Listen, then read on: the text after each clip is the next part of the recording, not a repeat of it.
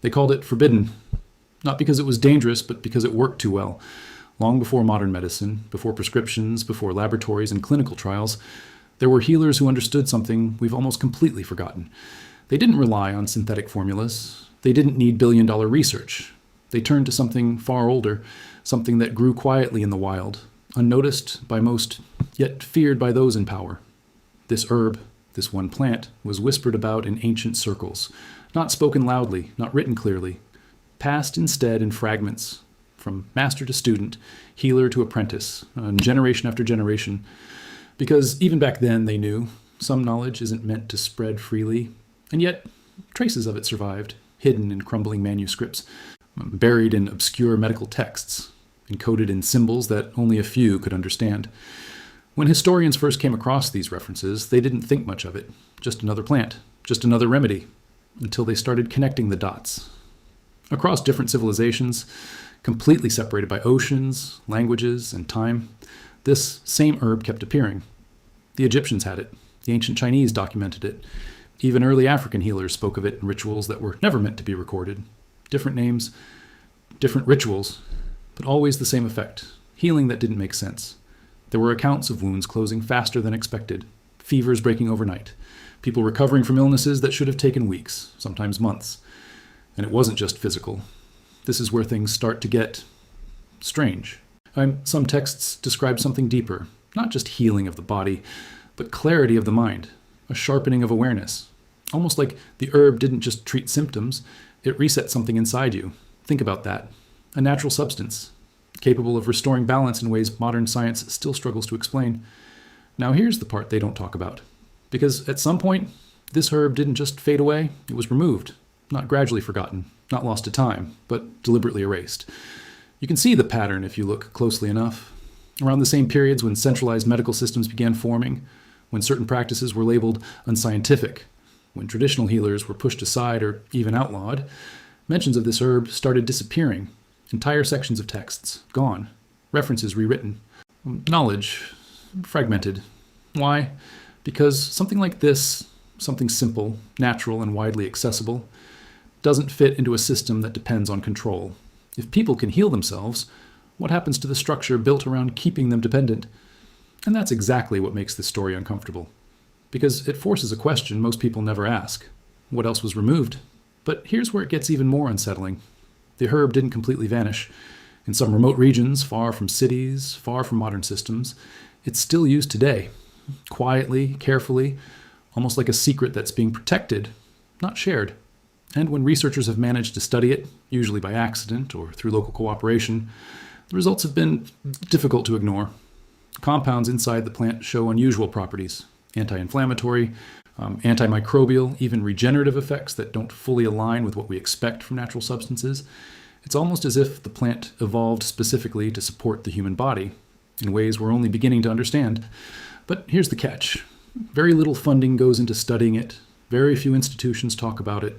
And when they do, it's often buried under technical language, stripped of its real significance. Because if this herb becomes widely known, if people start asking the right questions, it doesn't just challenge medicine, it challenges the entire system built around it. Now imagine this, a plant growing quietly, possibly even near you, that ancient healers once treated as sacred, not because it was mystical, but because it was effective. A plant that survived centuries of suppression, only to be ignored in plain sight. And the only reason most people don't know about it is because no one is telling the story, but that changes now. Because once you understand what this herb actually does, and why it was labeled forbidden, you'll start seeing everything differently. And the deeper you go, the harder it becomes to ignore one unsettling possibility. This wasn't forgotten by accident. It was hidden. And the truth about it is far more powerful than anyone expected. And the deeper you go into the story, the more it starts to feel less like history, and more like something that was deliberately buried. Because this herb didn't just appear in healing practices. It appeared in rituals. That's the part most people overlook. Ancient healers didn't treat it like just another plant. They didn't casually pick it, grind it, and move on. There were rules. Timing mattered. The phase of the moon, the time of day, even the state of mind of the person preparing it. At first, that sounds like superstition, until you realize something unsettling. Modern science is now starting to confirm that plants do change their chemical composition depending on environmental conditions. light, temperature, stress, even human interaction. What ancient healers described as energy or alignment might have been an early understanding of something we're only just beginning to measure. So what if they weren't being mystical? What if they were being precise in a language we didn't yet understand? Because when researchers recently analyzed samples of this herb from different regions, they noticed something strange. The same plant, genetically identical, produced slightly different compounds depending on how and when it was harvested. Let that sink in. The method mattered, which means the ancient rituals may not have been rituals at all. They were protocols, and that changes everything, because it suggests that what we dismissed as primitive knowledge was actually a highly refined system, just expressed differently. Now here's where things get even more uncomfortable. There are scattered records, rare, almost impossible to find, that suggest this herb wasn't just used for healing individuals, it was used to protect communities. During outbreaks, during unexplained illnesses, entire groups would rely on it, not just as treatment, but as prevention. Some texts even describe it being burned, infused into water, or combined with other plants in ways that created effects no single herb could achieve alone, a kind of natural synergy, far more complex than anything we typically associate with traditional medicine. But then something happened. Those practices didn't evolve, they stopped, and not slowly, abruptly. You start to see it in the timeline. Regions where this herb was once central to healing suddenly abandoned it, not replaced with something better, not improved upon, just gone. And in its place, standardized systems, controlled substances, central authority, it's almost like diversity in healing was replaced with uniformity. And anything that didn't fit that model, it was quietly pushed out. But suppression doesn't always look like destruction. Sometimes it looks like silence. No bans, no announcements, no dramatic erasure, just less information, fewer mentions, until eventually it feels like it was never important to begin with. And that's exactly what happened here, but not everywhere. In certain isolated regions, places that remained disconnected from global systems, this herb never lost its significance. It continued to be used, quietly, carefully, almost protectively. And when outsiders occasionally stumbled upon these practices, they often described something they couldn't fully explain. People recovering faster than expected. Chronic conditions that seemed manageable. A general level of resilience that didn't match the conditions they were living in. Of course, none of this was taken seriously, because it didn't fit the model. And anything that doesn't fit the model is easy to dismiss.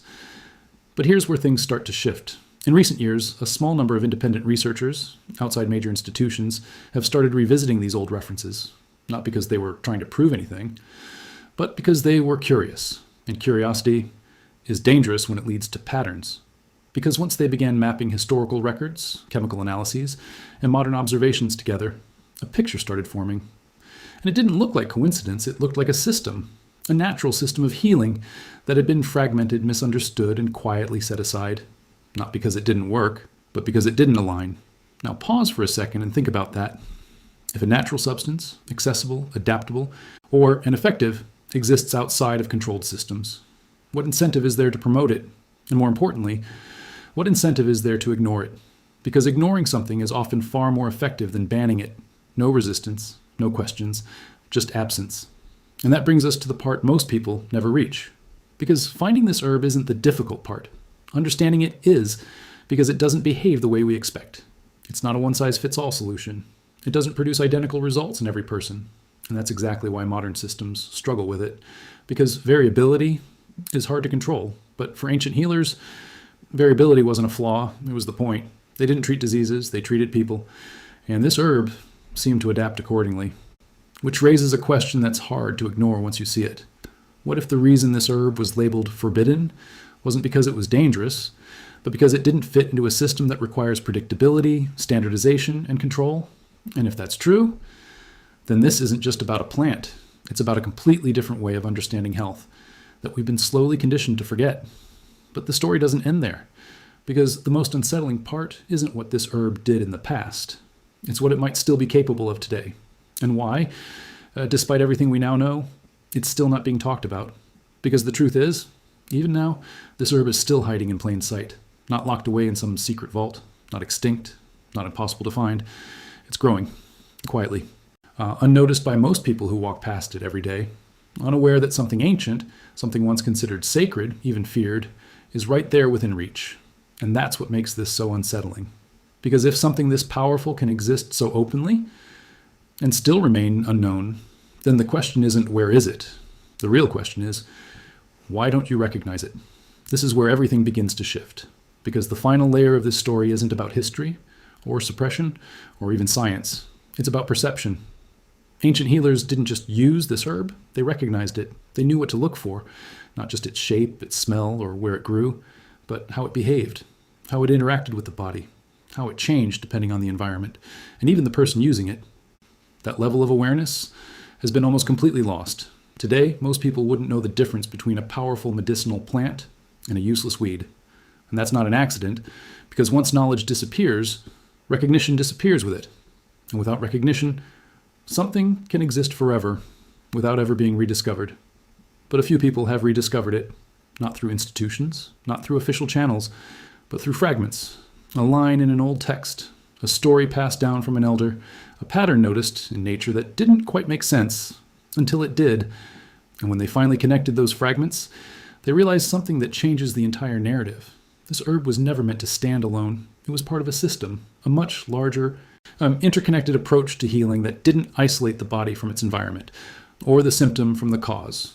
It worked with the body, not against it, which is why its effects often seemed almost too good to be true, because instead of forcing change, it restored balance. And balance doesn't look dramatic, it looks natural, quiet, gradual, the kind of healing that doesn't shock you, but makes you realize over time that something has shifted, something deeper than just symptoms. And that's exactly why it's so easy to overlook.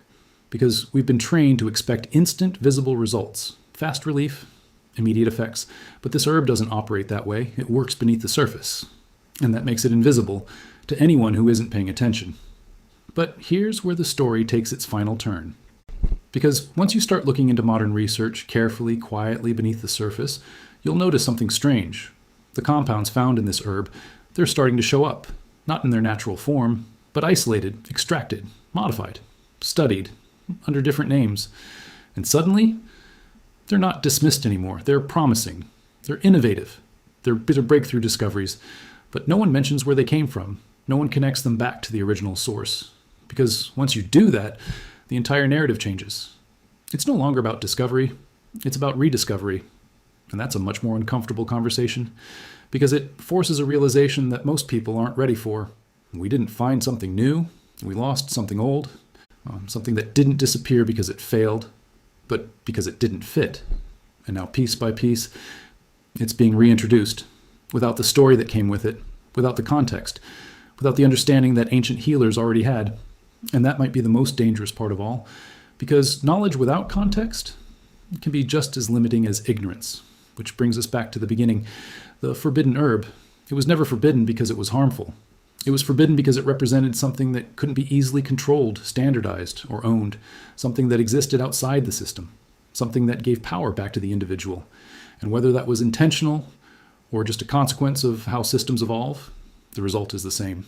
Most people today will never know it existed, never question why it disappeared, never realize that something so simple could have changed the way we understand health entirely. But now you do. And once you see it, you can't unsee it. Because the next time you walk past a plant, something ordinary, something you've ignored your entire life, you might stop. You might wonder, what if this isn't just a plant? What if it's something that survived centuries of silence, waiting to be recognized again? And if that's true, then how many other things are still out there, hidden in plain sight? Not because they're invisible, but because no one ever told you to look. And maybe that was the point all along.